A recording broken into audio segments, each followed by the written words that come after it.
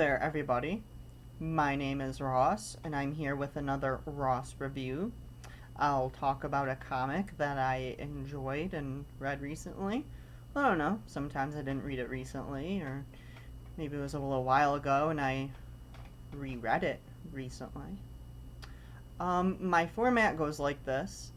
I do my brief intro, I tell a joke, I talk about the creative team, give a brief plot synopsis, I discuss themes, and I show some pages to display the art, and I give my opinion on it.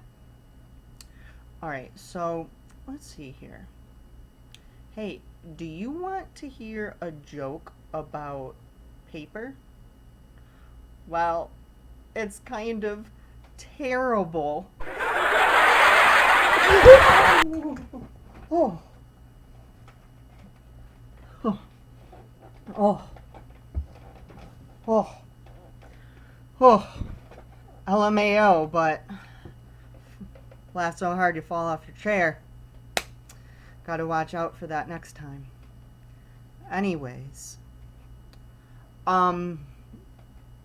So when everyone thinks about Neil Gaiman's work in comics, their mind immediately goes to his masterpiece, Sandman.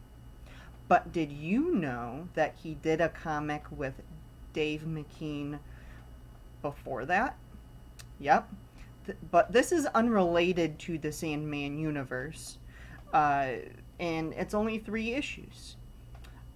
This is called Black Orchid.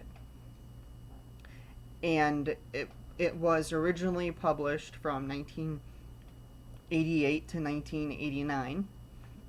And this new edition of the trade is published by Black Label, DC's imprint for more dark and edgy books outside its main continuity. It kind of gives creators more freedom to do what they want without worrying about oh, is this out of continuity, or oh, is this character supposed to be dead right now. Outside of Sandman, Gaiman is a novelist, and Dave McKean, he is most known for his covers for Sandman, and he did the interiors for Grant Morrison's Arkham Asylum limited series. That's pretty good too. So let's see. The story starts out with a hero, Black Orchid. And in the beginning, she's being killed by Lex Luthor and his henchmen.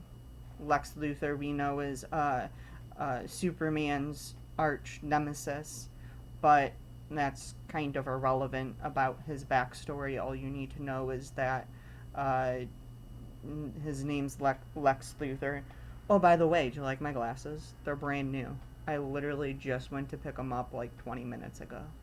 It's not that I was tired of my old glasses, but that my vision is continuing to get worse, and I'm getting blinder and blinder as I'm getting older. And it's just how it is. Anyways, where was I? Yes, Lex Luthor.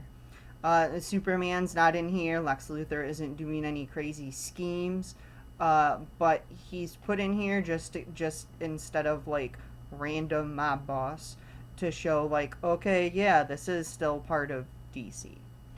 Alright. So after the hero in the beginning of the story, Black Orchid, is killed, I kind of in the beginning pages of this, I thought, what? But you start to find out this isn't a superhero story. After this happens, the story switches to a different set of characters. A scientist is approached in his own home by a purple mystical being.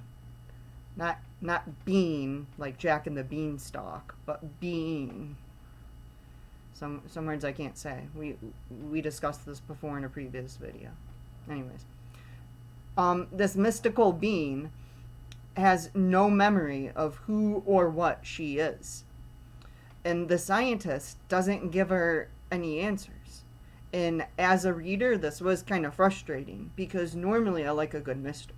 But knowing that this was only 3 issues, I'm reading and I'm thinking to myself, okay, I don't want to be left in the dark here.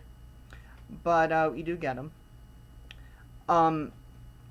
Meanwhile, someone from the scientist's past is released from prison, goes to his house, and destroys experiments in his house.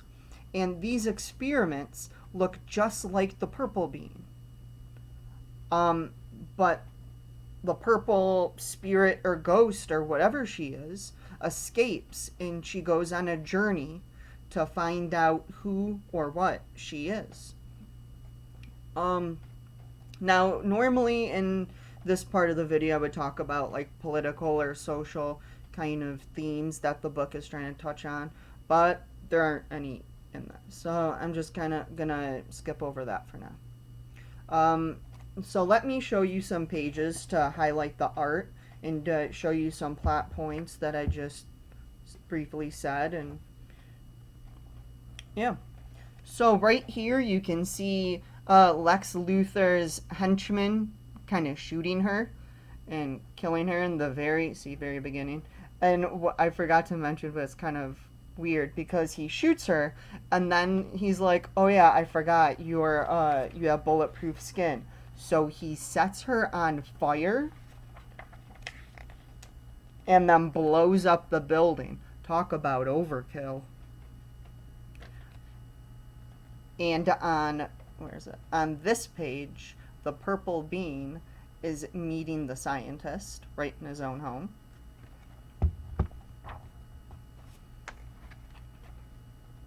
And I wanted to show this page here. The way this page is so minimalistic, minimalist, I guess you would say, but it shows so much emotion at the same time. I'm just gonna read it really quick. It says, going down, going back, falling. In dreams, we find only contradictions. I tumble into the past, awash in another's memories. I dream my sister. And it continues on to the next page. And what's really cool is that not only in the pictures and the words does it kind of illustrate what's going on, but at the end it has the word falling kind of separated into its own boxes. FA, one box, LL, then ING, to kind of like illustrate it even more that she's falling. I thought that was kind of cool as well. Let's see. Over here, she meets the Mad Hatter and Poison Ivy in Arkham Asylum. She meets some DC heroes, or not heroes really, just characters along her journey. And on here, she meets Swamp Thing. I love the way that Swampy is illustrated here. He just might be my favorite DC character. And that's about it, for the pages at least. Alright, so my opinion, I love this. Neil Gaiman's writing style isn't wham, bam, pow, superhero fighting. He predominantly is a novelist, and it shows in here. For being a DC comic, this is incredibly poetic. Also, McKean's art is so lifelike, the images jump right off the page. I feel like since Sandman is regarded as a classic and the Gaiman comic to read, this one goes unnoticed. Heck, it did to me until recently. So don't pass this one up. Did you like this? Was this video informative? What's your favorite color? Okay, bye.